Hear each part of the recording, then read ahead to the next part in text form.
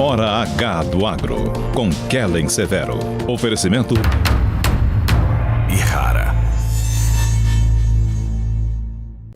Olá, sejam muito bem-vindos ao Hora H do Agro, um programa onde discutimos e analisamos os temas que mais importam para o agronegócio brasileiro.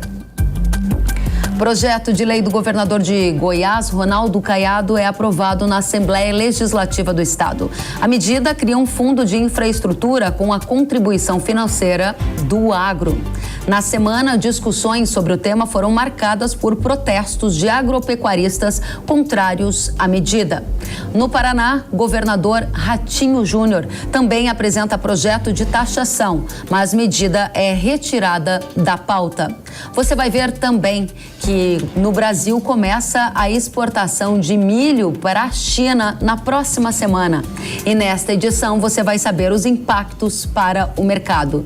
E ainda, projeto que moderniza a legislação dos pesticidas deve ser votado na Comissão de Agricultura do Senado na próxima semana. O plano tramita no Congresso desde 1999. Tudo isso e mais nesta edição do Hora H do Agro, que já está no ar. A Assembleia Legislativa de Goiás aprovou na quarta-feira, por 22 votos a favor e 14 contra, a criação de um fundo de infraestrutura com a contribuição financeira do agronegócio, classificado pelas entidades do setor produtivo de taxação. Durante a análise do projeto na Assembleia Legislativa de Goiás, na terça-feira, agropecuaristas protestaram contra o projeto e a sessão precisou ser adiada. Agora o projeto segue para aprovação do governador do estado, Ronaldo Caiado, que foi quem propôs a medida. A assessoria do governador informou que ele aguarda a devolução do projeto de lei para que seja então sancionado. O fundo começará a partir de 2023 e tem validade pré-estabelecida por 4 anos.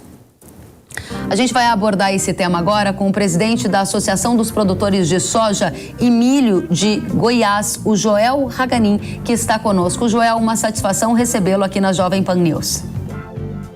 Satisfação para a ProSoja Goiás participar do seu programa e também gratidão pela oportunidade de podermos nos dirigir aos agropecuaristas de todo o Brasil.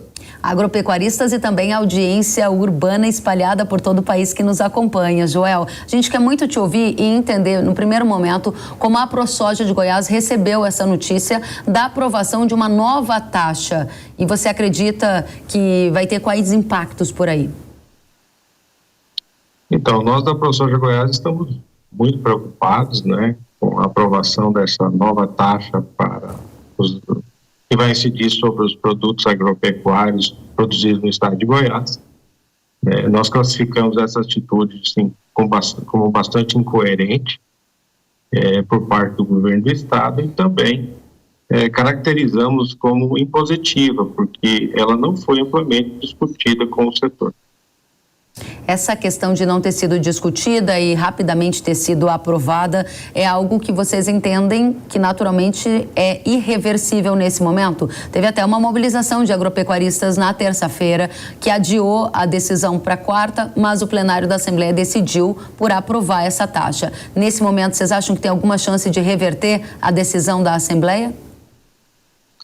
Existe no estado de Goiás existe um alinhamento entre o governo do estado de Goiás e a Assembleia Legislativa, e isso realmente facilitou a aprovação do projeto, mesmo diante das manifestações que houveram de contrariedade das associações e também dos produtores, e a gente acredita que a reversão é bastante difícil, né? Nós estamos estudando, né, após a aprovação desse projeto, estamos estudando o que é que pode ser feito.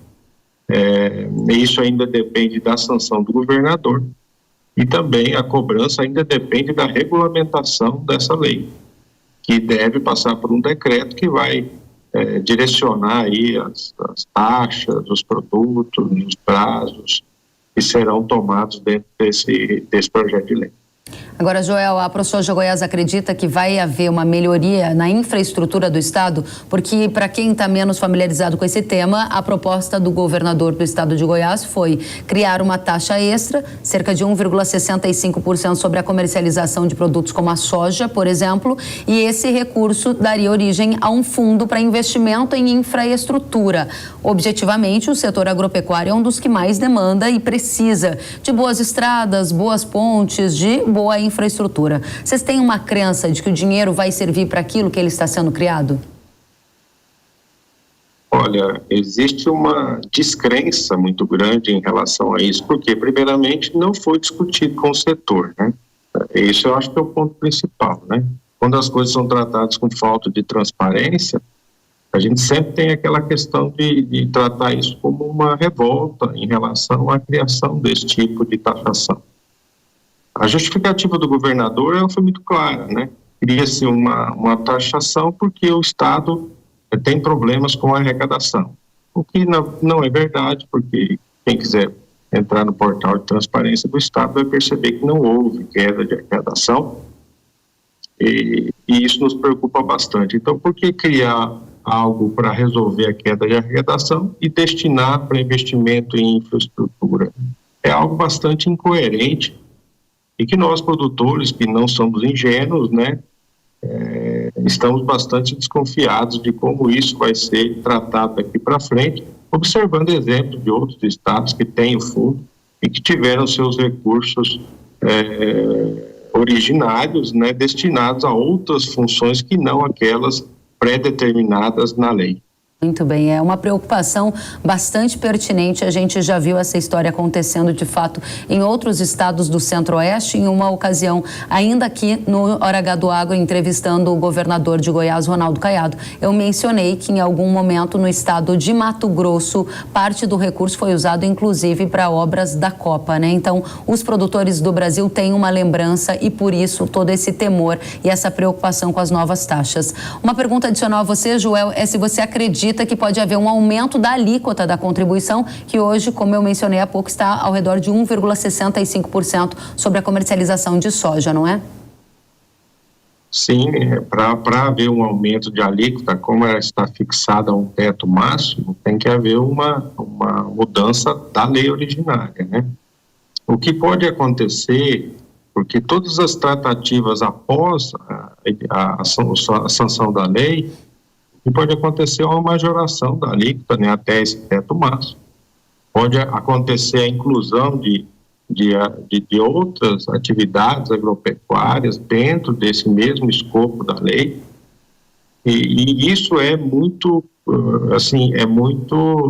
deixa os agricultores bastante vulneráveis a qualquer decreto que possa vir a ser publicado nos próximos 4 anos e que orienta a lei a uma majoração dessas taxas, né, até esse teto máximo de 1,65.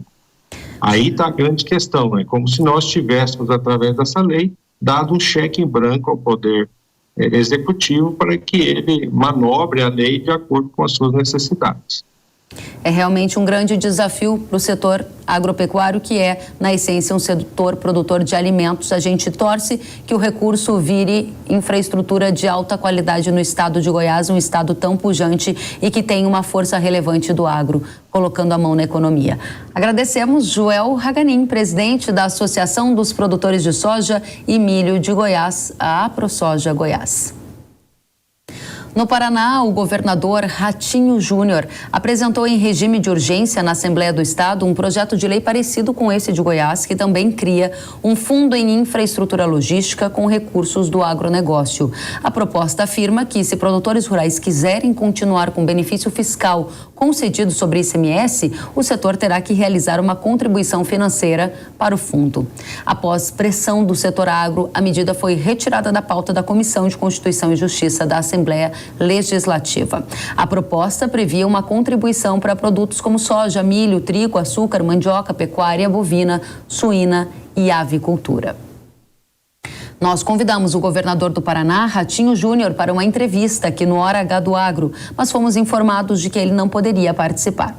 Sobre a retirada de pauta do projeto na Assembleia, a assessoria do governador afirmou que isso aconteceu para que a discussão sobre o tema fosse ampliada com o setor agropecuário. A Federação da Agricultura e Pecuária do Paraná, a FAEP, comemorou a retirada do projeto da pauta e afirmou, por meio de nota, que o plano acabaria taxando os produtores rurais do estado.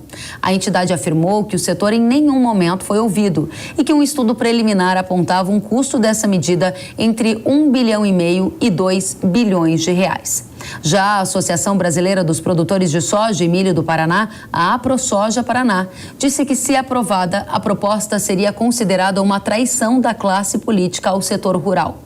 A entidade afirmou ainda que haveria impactos diretos na população e diminuição da rentabilidade do produtor, o que pode provocar retração da atividade, possível corte de postos de trabalho e preços dos alimentos mais caros. Nesta semana, o governador do Distrito Federal, Ibanez Rocha, convidou todos os governadores eleitos de outros estados para um encontro com Lula, que deve acontecer no dia 7 de dezembro. Do lado dos governos, há expectativas de que a perda de arrecadação com as desonerações do ICMS sobre combustíveis e energia elétrica seja um dos temas abordados neste encontro. Já do outro lado, Lula quer um pacto com os governadores eleitos para avançar sobre o tema reforma tributária, uma das promessas da campanha eleitoral dele. Para analisar este tema, eu recebo o sócio fundador da VBSO Advogados e professor do INSPER, Paulo Vaz. Paulo, seja muito bem-vindo ao Hora H do Agro. Como vai? Bom? Muito bem, obrigada pela sua presença. Professor Paulo, gostaria de começar então falando de reforma tributária. No plano do governo, Lula cita que ele vai propor uma estrutura tributária que ele chamou de mais simples e progressiva, onde, segundo ele, os pobres serão colocados outra vez no orçamento e os super ricos vão pagar mais impostos. Em outro trecho, ele fala sobre um aperfeiçoamento da tributação, desonerando progressivamente produtos com maior valor agregado. A minha pergunta é: que tipo de reforma tributária nós podemos esperar do governo eleito? Bem, acho que a gente precisa se situar um pouco no tema, considerando que nós já temos duas propostas de emenda constitucional com discussão bastante avançada no Congresso, e nós temos, em paralelo, um projeto que era do governo Bolsonaro de fazer uma reforma infraconstitucional através da modificação da legislação do imposto de renda e de alterações pontuais, né? Em relação às propostas de emenda constitucional, nós temos aí a PEC 45 e a PEC 110, a PEC 45 no estágio mais avançado de discussão. Agora, as duas, elas reeditam, né? Elas trazem de volta fórmulas de simplificação do sistema tributário, sem alteração da estrutura efetiva de arrecadação, ou seja, o Estado vai continuar sendo financiado ainda em grande parte com arrecadação oriunda de tributos sobre o consumo, ao invés de optar por um modelo de tributação da renda, que é como ocorre nos países mais desenvolvidos. E a proposta que o governo pode, através de sua iniciativa, trazer, ela não vai ter o condão de ser tão profunda, né? Porque, como ela é infraconstitucional, o máximo que ela vai poder conseguir é simplificar relativamente o sistema e aperfeiçoar a parcela relativa à tributação do imposto de renda, com a criação da tributação de dividendos e tudo mais, porque eu acho que é isso que vai continuar. Eu acho que o governo Lula vai pegar a forma de bolo do projeto já aprovado no governo Bolsonaro e dar o tom, a cara do PT, do novo governo para ele. É isso que eu acho que a gente pode esperar. Muito bem, professor. O senhor fala em simplificação e esse é um ponto que eu gostaria de avançar, porque na última semana uma reportagem do G1 revelou que integrantes da transição de governo e do Tribunal de Contas da União, eles têm defendido uma revisão dos benefícios tributários. E um dos possíveis setores que estaria também na mira é o agro, né? Você vê chances do novo governo retirar benefícios fiscais?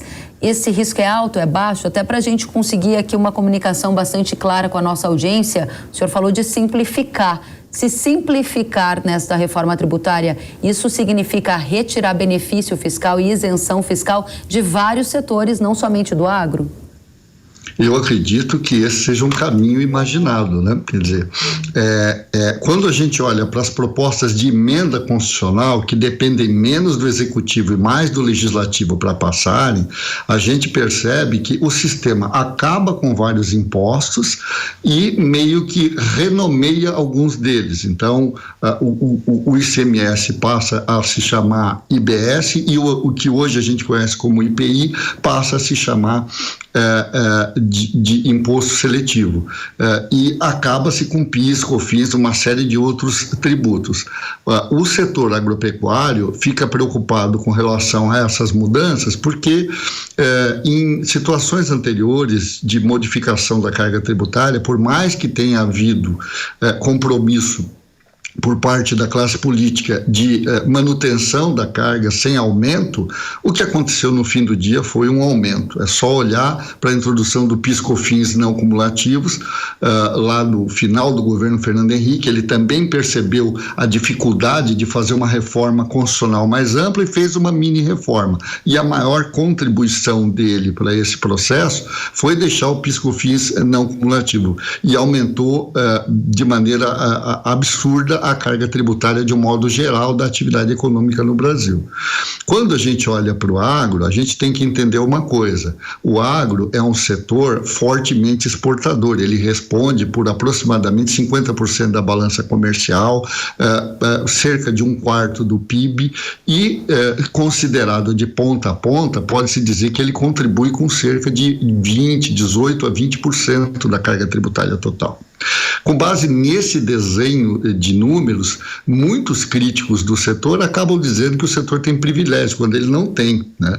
A grande questão da tributação do setor agro é que é um setor que, como exporta muito, já todos na economia conhecem o ditado que não se exporta tributos, né? Você não exporta imposto. Se o teu produto chega com preço com imposto dentro, ele não chega, né? Ele não é comprado.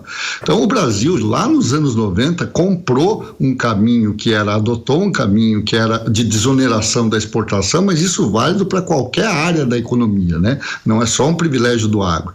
E o desenho atual é um desenho que desonera a tributação na forma de diferimento. Esse diferimento ele vira uma espécie de exoneração completa a hora que o produto é exportado. O Brasil acompanha boa parte do que faz a União Europeia. A Constituição norte-americana tem no seu texto constitucional a proibição de tributação de produtos exportados. Então, qualquer medida que seja adotada por parte do governo ou através da negociação com o Congresso, ela não deveria ir na linha da tributação do agro, até porque o tributo que mais pesa para o agro é, sem dúvida, o ICMS, e essa é uma questão estadual, não está na alçada do governo federal fazer isso. Eu até vi no começo da chamada de vocês aí as notas dando conta de que os estados têm procurado cobrar contribuições. O Paraná tentou, acabou de desistir, né? Não sei se você vai querer falar um pouco disso, mas são todas tentativas de mudar uma coisa que não foi concebida assim para privilegiar o setor, mas sim acompanhou uma tendência que é internacional e que, se modificada, vai colocar o Brasil numa posição de vulnerabilidade. Interessantíssimo, professor. Então eu vou pegar um gancho do que o senhor acabou de dizer. Primeiro aspecto sobre reforma tributária de um novo governo, do governo Lula. Você disse que há um risco do ponto de vista de simplificação que pode gerar um aumento de carga tributária com a retirada de benefícios fiscais ou isenções fiscais para vários setores da economia, entre eles o agro. O segundo aspecto que o senhor detalha aqui para a gente é que boa parte dessa pressão de aumento de impostos viria mais por parte dos estados. E aí eu gostaria sim de pegar a sua contribuição e aprofundar neste tema. Nós já vimos a criação de uma taxa extra em Goiás nesta semana, uma tentativa de uma criação de uma taxa extra para um fundo de infraestrutura no Paraná, e sabemos que outros estados, a exemplo de Mato Grosso, já têm taxas nesse sentido. Objetivamente, a minha pergunta é: qual é o risco de outros estados brasileiros replicarem este mesmo modelo? É um risco alto, médio, baixo, que o senhor vê para o futuro do ponto de vista de impostos vindo por parte dos governadores? Eu acredito que sim, e tem uma pegadinha, né? Os estados, o Mato Grosso do Sul, Goiás, Tocantins, agora mais recentemente o Paraná, particularmente os estados são fortes no agro, eles têm tentado buscar um ardil para poder tributar uma operação que, do ponto de vista constitucional, é imune, né? Por quê? Porque como é que funciona o ICMS no estado, como eu havia dito? O produtor vai dar a saída do produto para comercialização e existe uma regra que difere. Os estados invariavelmente adotam esse sistema. O ICMS fica diferido para ocorrer a incidência somente se houver uma saída interestadual ou uma operação que não destine ao exterior o produto, né?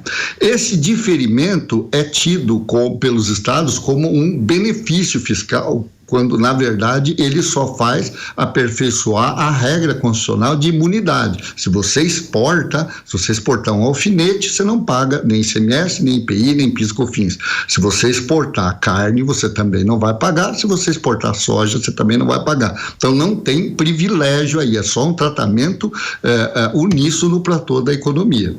Os estados estão usando um ardil que é, olha, para você fazer jus do diferimento, para você não ter que pagar o ICMS, você teria que pagar uma taxa, e aí cada estado adotou uma fórmula de recolhimento desse valor e deu um nome especial para essa taxa, mas essa taxa ela é inconstitucional porque ela acaba rompendo com a regra constitucional de desoneração do produto exportado para fins de ICMS. A criação de uma contribuição dessa natureza não encontra guarida no texto da Constituição. Os estados não têm competência constitucional hoje para poder impor isso, e a revogação dos benefícios estaduais que são assumidos com o ônus de produzir, por exemplo, ela não pode valer no próprio exercício em que ela é instituída. Ela tem que valer para o exercício seguinte. E não tenho dúvida de que os estados não pretendem revogar efetivamente as suspensões, né, o diferimento do ICMS, mas a imposição da taxa é um custo que deve ser contestado pelo contribuinte, no meu modo de ver, com grande chance de êxito no judiciário, porque ela é absolutamente inconstitucional, mesmo que os outros estados copiem, e eles estão copiando. Você percebe que a fórmula é a mesma, um estado desenvolve um caminho e os outros vão atrás. O contribuinte deve se insurgir ou setorialmente ou individualmente contra isso, para obter do Supremo Tribunal a declaração da inconstitucionalidade dessa situação. Muito bem. Professor, para a gente encerrar, eu gostaria então que o senhor deixasse aqui para a nossa audiência a sua visão sobre quais são os riscos que o setor produtivo, o setor de alimentos, o setor agro tem a partir deste momento, seja via um novo governo federal, seja via os governos estaduais, alguns reeleitos, outros que vão começar uma nova jornada. A gente quer entender em que momento nós estamos, porque afinal de contas isso impacta no custo de produção, impacta num planejamento futuro da atividade agrícola e agropecuária que tem altos riscos inerentes à sua atividade, né? Pois de novo, a gente precisa separar o debate ideológico, né? Infelizmente existem críticas que não vêm da questão técnica, elas vêm com uma perspectiva ideológica, tentando identificar o agro como um setor privilegiado. Como eu já expliquei, o agro só acompanha na sua forma de tributação aquilo que vários países do mundo praticam, e o Brasil fica fora do jogo ou fica com seu produto fortemente ameaçado de de ficar fora da regra de concorrência internacional se ele mexer nisso. As propostas de emenda constitucional, elas procuram salvaguardar o setor agro disso, é verdade, particularmente a produção de alimentos e a produção e a exportação desses produtos, o texto constitucional ela procura salvaguardar, mas como toda mudança, o setor fica meio preocupado que na última hora sai um texto meio torto que possa trazer alguma preocupação de aumento da carga tributária.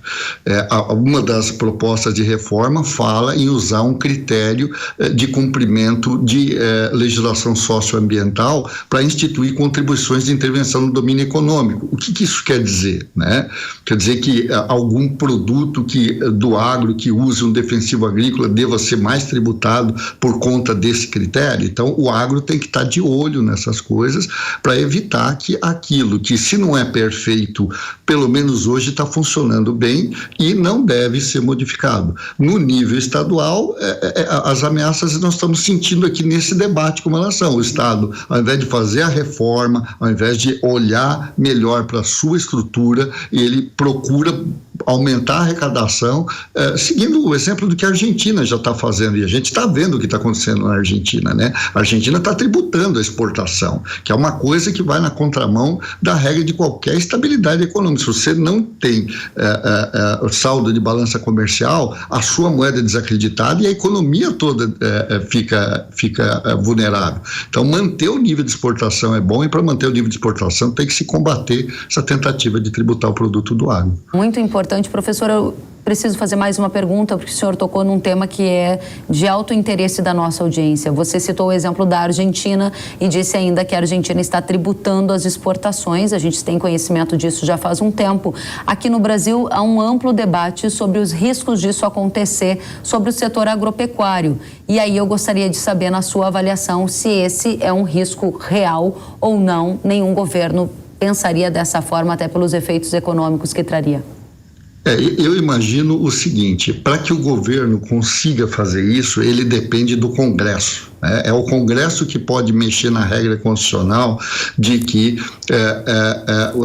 o produto exportado não sofre a incidência do ICMS, e é o Congresso que pode tentar modificar outras legislações para criar tributos que acabem onerando essa situação de exportação. No nível interno, aquilo que é chamado de benefícios é restrito a uma série muito pequena de produtos. Nós podemos falar, por exemplo, da cesta básica.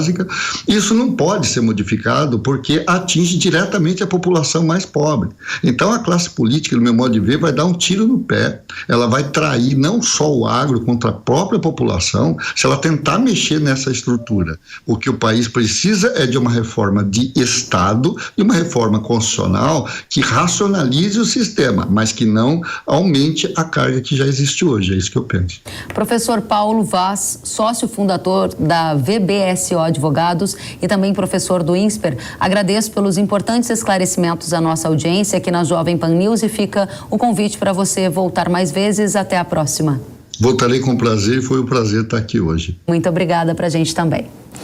E o Brasil já tem data para iniciar as exportações de milho para a China. Depois de anos de tratativas, o país passará a exportar milho para os chineses na próxima semana, disse o Ministério da Agricultura. A gente acompanhou com muita atenção esse noticiário. E a gente acompanha também informações de agências de notícias que disseram que as embarcações estão próximas a deixar o país. O início da exportação do cereal marca o começo de uma nova era na relação comercial entre os países, com efeitos diretos na pauta exportadora do agronegócio brasileiro. A Associação Nacional dos Exportadores de Cereais afirma que o objetivo do Brasil é conseguir embarcar 6 milhões de toneladas em 2023. Já fontes de tradings e consultorias me disseram que o volume de milho do Brasil aos chineses pode chegar a 10 milhões de toneladas no próximo ano. E sobre este tema, o diretor executivo da Associação Brasileira dos Produtores de Milho, Glauber Silveira, fez um alerta ao setor de carnes, que depende do milho brasileiro. Ao Hora H do Agro, ele afirmou que com a entrada de um comprador do tamanho da China, o setor de proteína animal, que utiliza o milho para ração animal, vai precisar se preparar. Vamos conferir.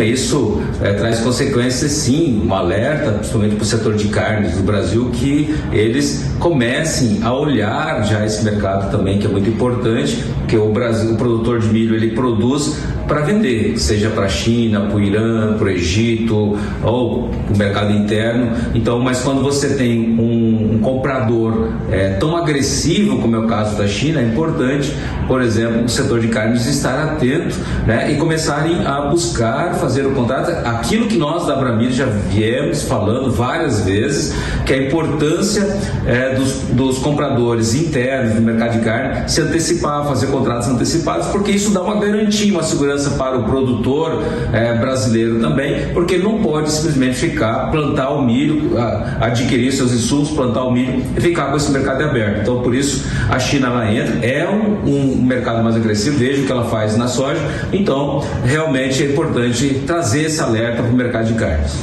Glauber, conta pra gente qual é a expectativa de volume a ser embarcado do Brasil para a China, na sua opinião.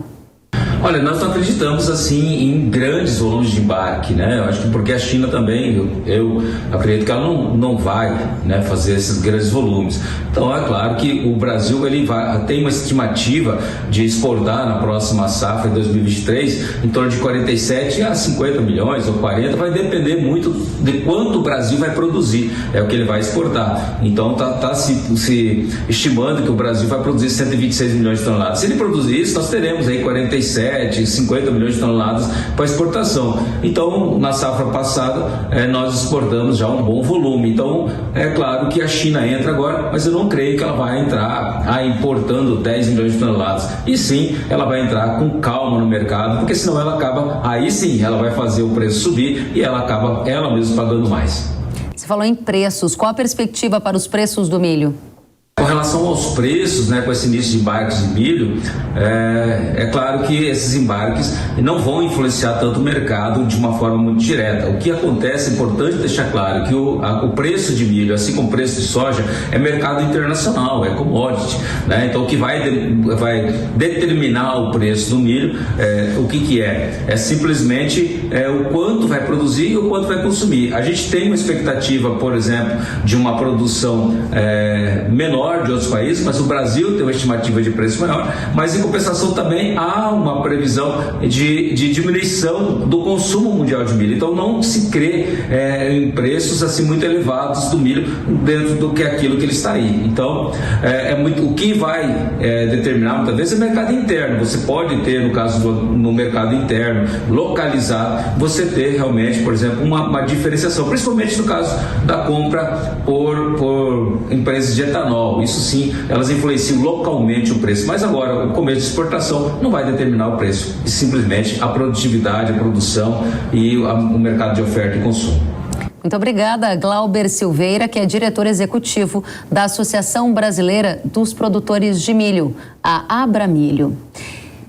E a gente vai ouvir também a Associação Brasileira de Proteína Animal, que defendeu a criação de um sistema em que as vendas de milho sejam informadas antecipadamente, para que o setor de carnes se programe com as compras do cereal. Vamos acompanhar o que disse o presidente da associação da ABPA, o Ricardo Santin. O início das compras para a China vai depender do tamanho da vontade que a China tem de comprar e do volume que será vendido. É por isso que voltamos a insistir, nesse caso especificamente, com o governo brasileiro, Ministério da Agricultura, para que haja um sistema de informação dessas vendas que sejam informadas ao governo antecipadamente. Porque hoje ninguém sabe quanto a China vai comprar. A China compra milho dos Estados Unidos, comprava da Ucrânia, tem uma diminuição da sua produção, ninguém sabe qual é o volume e a expectativa que a China tem de compras no Brasil. Por isso nós estamos atentos, acompanhando, reforçando o pedido ao governo, inclusive, de que tenha esse sistema de exportações informadas antecipadamente, para que haja transparência no setor. para que essa transparência ajude sim ao nosso produtor de milho ter mais produção. A China vem aqui comprar, vai ajudar a gente a ter mais produção e é o que nós queremos. Produção cada vez maior, mais suficiente para ajudar o mundo nas exportações, como de fato já estamos ajudando. Muito obrigada, Ricardo Santin, presidente da Associação Brasileira de Proteína Animal, pelas suas considerações, pelo comentário a esta notícia. E a gente vai aprofundar a análise agora com o Matheus Pereira, que é diretor da Pátria Agronegócio e está conosco aqui na Jovem Pan News. Primeiramente, seja muito bem-vindo, Matheus. Olá, Kellen. Foi um prazerão estar aqui conversando contigo. Bora lá, esclarecer um pouco sobre esse mercado. Exatamente, bora lá, porque a gente tem muito para saber. Quero começar trazendo uma repercussão que a gente ouviu há pouco da Associação Brasileira dos Produtores de Milho, a Abramilho, que disse que há uma expectativa de que os volumes no começo agora, comprados pela China, sejam pequenos, que ela faça que nem na época lá quando começou a comprar soja do Brasil, de pouco em pouco. Para começo de conversa, o que a Pátria Agronegócios espera de volume de compra da China pelo milho brasileiro em 2023? Olha, muito bem, cara. A gente tem uma visão um pouco diferente, né, do que a Abramilho pode estar, enfim, visualizando no mercado brasileiro com a entrada da China aqui nas compras do nosso grão, uma vez que é diferente, né, a realidade hoje da China no termo da demanda e necessidade por esse grão a ser adquirido do Brasil.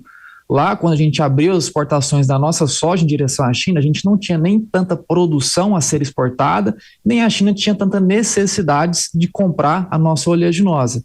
Realidade muito diferente da agora que a gente vive com o milho, viu, Kelly? A gente tem sim um superávit exportável do milho no país, que consegue comportar até mais do que 10 milhões de toneladas embarcadas anualmente do nosso grão. Claro, a depender de qualidade de lavoura, a depender de produção. Aqui na Pátria, né, no nosso sistema de monitoramento de embarcações, a gente já notou, Kellen, que já existem 400 mil toneladas de milho já sendo preparadas para embarque para sair agora, durante o mês de novembro.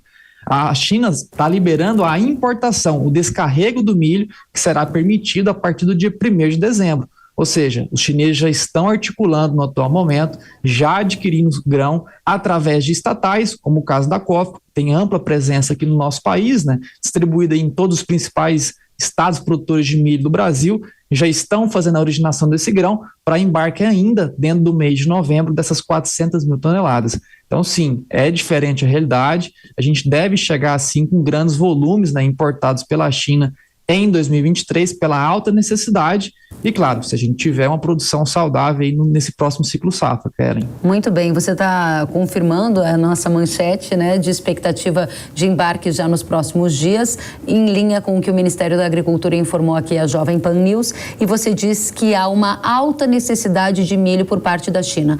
A audiência da Jovem Pan não é uma audiência apenas de pessoas que fazem parte do agronegócio, mas também que estão em vários setores da economia. Explica pra gente por que há uma alta necessidade da China comprar milho. A gente sabe que a China comprava da Ucrânia, acho que parte da resposta vem daí. E o segundo ponto que eu gostaria de aprofundar com você. Você disse alta necessidade. Eu gostaria de transferir isso para volume. Quanto que a China vai comprar em 2023? Olha, Kellen, primeiro entendendo para onde vai esse milho dentro da China, né? Quase que a totalidade do milho importado pela China, assim como a nossa soja, ela vai para a cadeia de ração animal. A gente tem que talvez desmistificar que o nosso grão é embarcado do Brasil em direção ao país asiático para alimentar a boca do humano, né? Não é para alimentar o chinês por si só, é para alimentar o que alimenta o chinês, que no caso é destinado à cadeia de suínos, que é grande parte do consumo tanto da soja quanto do milho, é destinada à cadeia da alimentação de porcos, né? Suínos, leitões, e outra grande parcela seria para a alimentação de aves. Então, a gente vai destinar esse volume, né, especialmente a cadeia de ração animal. E a China, por que ela vem com tanta agressividade, com tanto apetite, né, tanto na América do Norte quanto na América do Sul?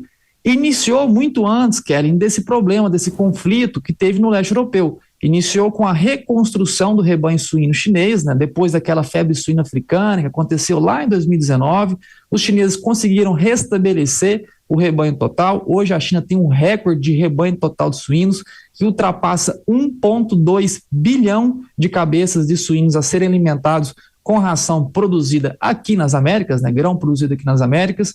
Então a China cresceu muito a demanda, ultrapassando a capacidade produtiva, né? A China, que sempre foi um grande produtor de milho, viu o crescimento do rebanho ultrapassar a capacidade de entrega do próprio produto doméstico. Então a China, desde 2020, quando conseguiu restabelecer a saúde sanitária dentro do rebanho suíno, veio procurando milho nos Estados Unidos e, claro, todo esse conflito geopolítico no leste europeu, Rússia e Ucrânia, acabou intensificando, né, a falta de oferta ali de países próximos à China, que acabou, então, concentrando essas compras aqui para o Brasil, que, enfim, deverão ser um grande fator de catálise a preços. A China deve se tornar o maior importador do milho brasileiro em 2023, então é por necessidade realmente que a China tem vindo buscar esse grão aqui no nosso país. Vai chegar a 10 milhões de toneladas a compra chinesa de milho do Brasil? Muito provável que sim, Kelly. A totalidade da importação chinesa ela deve ultrapassar os 35 milhões de toneladas de milho, que seria também por mais um ano consecutivo a maior importadora de milho no planeta. Sabe que a gente está especulando aqui, né, sobre quanto a China vai comprar de milho. Você disse que pode chegar a 10 milhões. Eu conversei com fontes da NEC nestes últimos dias que me disseram que os Estados Unidos vendem cerca de 12 milhões de toneladas para a China. Os Estados Unidos são um dos maiores produtores de milho do mundo. Como que em tão curto espaço de tempo o Brasil encostaria ali nos Estados Unidos? Eu quero entender se isso é de fato viável, na sua opinião, e segundo, qual é o efeito disso na formação de preço aqui no mercado doméstico, para quem vende milho e para quem compra milho. Matheus.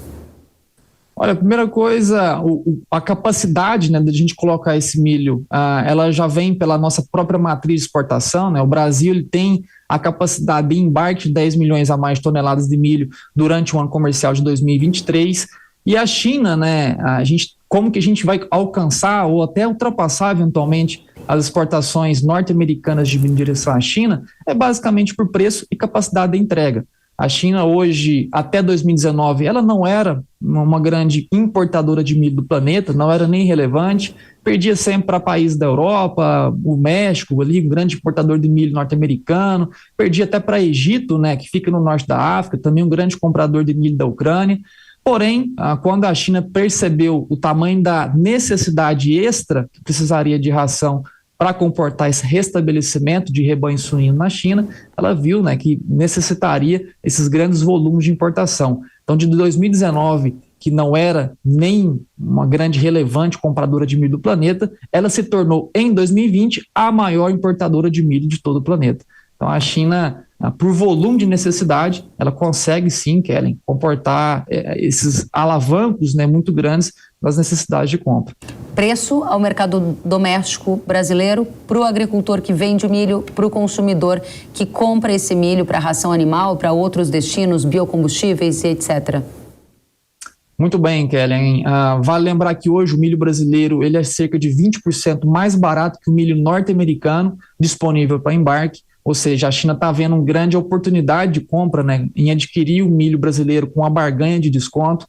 Quando a gente trata ali de embarques a partir de 2023, janeiro, fevereiro, o desconto do Brasil chega a 12%, 14% sobre as ofertas norte-americanas, então temos um milho muito mais barato. Essa diferença, Kellen, com a entrada da China, ela tende a diminuir, né, o que vai alavancar os preços aqui dentro do nosso Brasil, né, encarecendo também o produto ao consumidor doméstico, né, que também vai competir com os chineses pelo milho para a origem, né, para fazer a ração animal. Então, muita atenção aí ao pecuarista para 2023, com potencial encarecimento da ração decorrente dessa demanda, né, concentrada para a China. Eu sei que essas perguntas são complicadas, mas para a nossa audiência especializada em agro, há sempre uma busca por números que são números bastante representativos. A exemplo de uma saca de milho valendo R$100, a gente tem uma especulação ou um interesse de agricultores de rentabilizar o seu produto. Existe essa chance apenas pelo fato da China entrar como comprador ou não? Os mercados se equilibram, a produção aumentaria e você não enxerga essa possibilidade porque também é uma angústia do comprador na parte de cadeia de carnes, por exemplo, Matheus? Olha, Kelly, num primeiro momento, né, a chegada da China ela vem a acelerar mais o ritmo da demanda do que a capacidade de reposição de oferta. O que eu digo, né? A safra de milho, de soja no Brasil, ela acontece 1 ou 2 vezes por ano. A A gente não consegue hoje, nesse exato momento, colocar milho no chão e colher ele até a entrada de dezembro para comportar essa demanda adicional chinesa. A gente vai comportar a chegada da China até uma nova colheita do milho com o que já temos em mãos, que até então era destinado já para os compradores do nosso milho em outros países, como a Europa, como a África, e agora, né, entra a China e um novo competidor pelo mesmo tanto de milho hoje disponível. Então, num primeiro momento, a gente vai ter essas reações agressivas ao mercado do milho, né? Os preços tendem a subir com mais intensidade diante, né, de uma grande compradora entrando no nosso mercado brasileiro.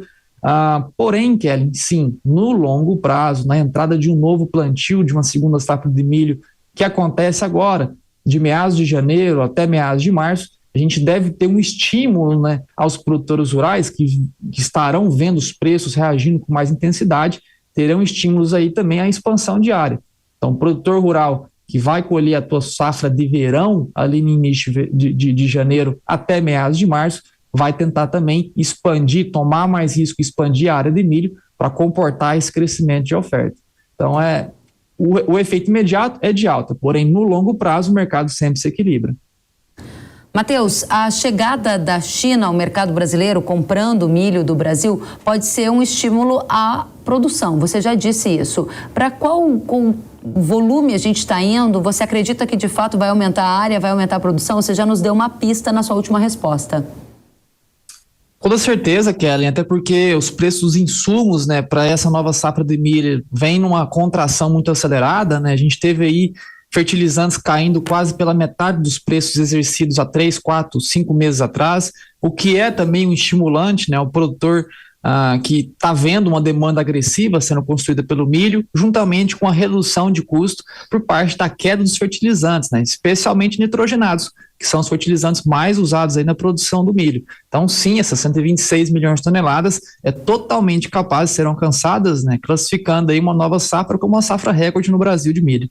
Muito bem, Matheus, para a gente encerrar, o que é importante que a nossa audiência brasileira saiba da significância desse momento do milho abrindo a fronteira do mercado chinês, se isso vai significar alguma revolução com impactos, por exemplo, na economia brasileira, já que o agro ele representa cerca de 25% do PIB nacional. Se a gente ganha espaço em novos mercados, isso também vai ser sentido em efeitos para a economia brasileira, na sua avaliação? Com toda certeza, Kellen, e a entrada da China, né, na nossa visão, sempre é uma entrada muito agressiva, né? É um país que tem um apetite muito grande por commodities, né? Não só as agrícolas, mas aqui no Brasil, sendo grandes produtores de commodities agrícolas, né, a gente deve sim se beneficiar muito. A gente deve até ver, ao longo prazo, Kellen, uma reaceleração do crescimento de área do milho verão no nosso país.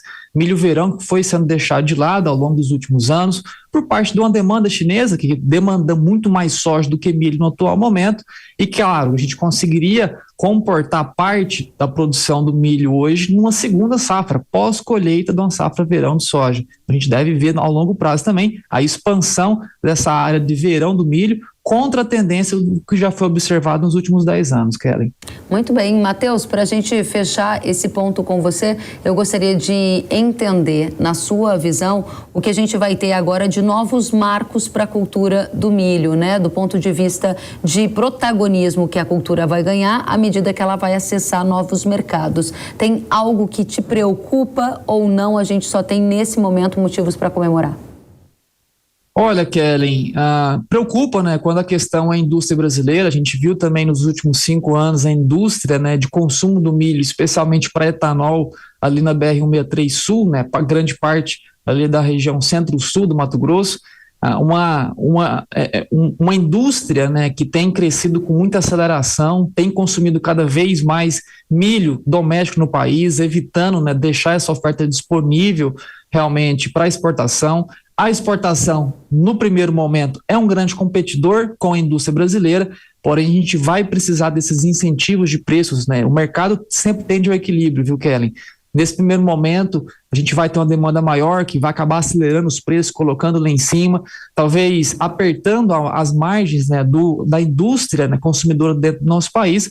Porém, no longo prazo, a gente estimula o produtor rural a colocar mais oferta e comportar tanto o consumo dentro do Brasil quanto aquele lá fora. Então, sim, no longo prazo, é favorável à economia do Brasil, com toda certeza. Para a gente conectar com uma das discussões aqui do Hora H do Agro deste fim de semana, a gente falava há pouco sobre riscos de impostos, né? Você está em Goiás, se eu não estou enganada, e isso significa que você acompanhou o debate no setor de uma nova taxa que vai ser paga pelos agropecuaristas. Há uma grande preocupação de eventualmente haver uma taxação às exportações. E isso poderia minar toda essa projeção que estamos aqui colocando ou não?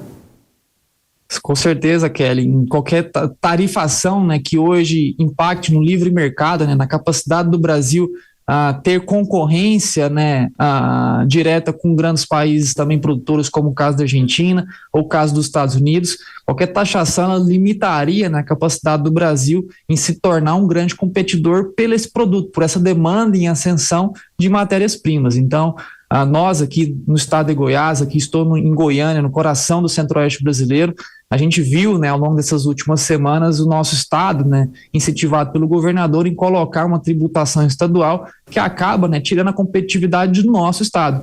Esses empresários rurais, né, que se veem estimulados por preços agora em expandir produção, vão pensar 2, 3, 5, 10 vezes antes do que expandir a produção dentro do nosso estado ou procurar, né, fronteiras agrícolas que não tenham interferência, né, no livre mercado, como tem acontecido agora dentro do nosso próprio estado de Goiás. Matheus Pereira, diretor da Pátria Agronegócios, uma satisfação recebê-lo aqui na Jovem Pan News. Fica o convite para voltar mais vezes. Até a próxima. Eu agradeço, grande abraço a ti e a todos. Obrigada, igualmente. E o novo marco regulatório dos pesticidas deve ser analisado e votado na próxima reunião da Comissão de Agricultura do Senado, na terça-feira, dia 29 de novembro. Segundo a Frente Parlamentar da Agropecuária, a proposta que moderniza a legislação de pesticidas no Brasil foi debatida pela Comissão de Agricultura e Reforma Agrária do Senado nesta semana. E após leitura do relatório, foi concedido um pedido de vistas coletivo. Esse projeto de modernização da legislação dos defensivos agrícolas está tramitando no Congresso Nacional desde 1999. A medida prevê, por exemplo, que o Ministério da Agricultura assuma o papel de coordenação e gestão de todo o processo de registro, uso, comercialização e descarte dos agroquímicos. Mas vale aqui ressaltar, muito importante, que a Anvisa e o IBAMA continuam com seus papéis de avaliadores, de técnicos dos produtos, como ocorre atualmente. É um ótimo debate para a gente acompanhar. E nesta semana, a China registrou o número recorde de casos da Covid-19, com cidades de todo o país impondo bloqueios localizados, testes em massa e outras restrições. A agência de notícias Reuters revela que o ressurgimento de infecções, quase 3 anos após o surgimento da pandemia na cidade central de Wuhan, lança dúvidas sobre as esperanças dos investidores de que a China afrouxasse a sua política rígida de Covid-0, apesar das recentes medidas mais direcionadas terem sido anunciadas. Este tema segue no radar do agro, já que neste ano a política do presidente chinês Xi Jinping de tolerância zero para a Covid gerou impactos nas cadeias de suprimentos globais, com congestionamento no maior porto de contêineres do mundo, você deve estar lembrado. Não é o caso que ocorre neste momento, mas vale ficarmos atentos como vai ser a condução de controle dessa doença por lá para eventuais impactos ao setor agropecuário aqui. E agora eu tenho um recado para você. A temporada de caça começou. Você já está preparado? Em época de alta incidência do bicudo, do ácaro, rajado, do pulgão e da ramulária, todo cuidado é pouco. E só mesmo um parceiro imbatível para exterminar as pragas e a doença do algodão. Chaser é a solução Irrara com ação inseticida e fungicida, que vai munir a sua lavoura com a mais alta proteção de uma tecnologia exclusiva no país. A solução mais temida pelas ameaças tem modo de ação exclusivo para o manejo de resistência e paralisa a alimentação das pragas imediatamente após a aplicação. Um bom caçador coleciona os seus feitos. E você? Quer mais uma safra de sucesso para a sua coleção? Então acesse ihara.com.br ou o QR Code da tela e saiba mais sobre o exterminador da Ihara. O Hora H do Agro fica por aqui. A gente se vê na próxima semana. Até lá.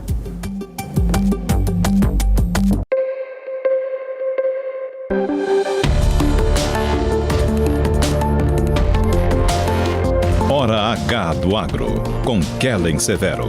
Oferecimento Ihara. Realização Jovem Pan News.